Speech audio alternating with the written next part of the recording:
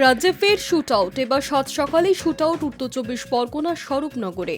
রাস্তার উপর গুলি করা হলো এক যুবককে। গুলিবিদ্ধ অবস্থায় তিনি পালানোর চেষ্টা করেছিলেন, কিন্তু কিছু সময় পরেই তিনি মারা যান। বুধবার সকালে স্বরূপনগর ব্লকের দত্তপাড়া উঁচু পোলের কাছে আচমকায় গুলির শব্দ শুনতে পান স্থানীয় বাসিন্দারা। গিয়ে দেখেন গুলিবিদ্ধ হয়ে পড়ে রয়েছেন এলাকারই এক ব্যক্তি। খবর চাউর হতেই শোরগোল পড়ে যায় এলাকায়।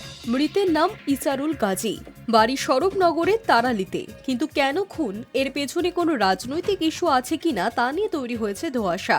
চাপানুতোর গোটা এলাকায়। স্থানীয় সূত্রে খবর, বুধবার সকালে বাইকে করে 5 থেকে 6 জন যুবকের একটি দল গ্রামে ঢোকে। বেশিরভাগই অপরিচিত। কথাও বলে ইসারুলের সঙ্গে। তারই মধ্যে ঘটে যায় এই ঘটনা।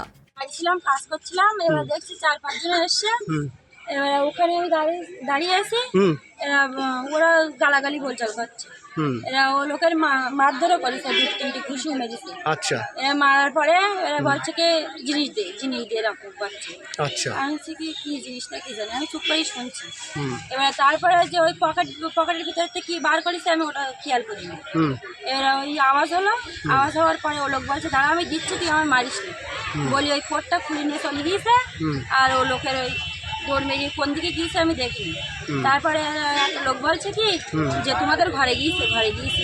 আমি বলছি আমাদের ঘরে কই, তো এদিকে মনে হয় বাগানের দিকে গিয়েছে। তো বলছে না, তোমাদের ঘরে। ওই এলাকার লোকজন রক্তাক্ত যুবককে উদ্ধার করে স্বরূপনগর সারাপুল গ্রামীণ হাসপাতালে নিয়ে যান, কিন্তু চিকিৎসকেরা তাকে মৃত বলে ঘোষণা করেন।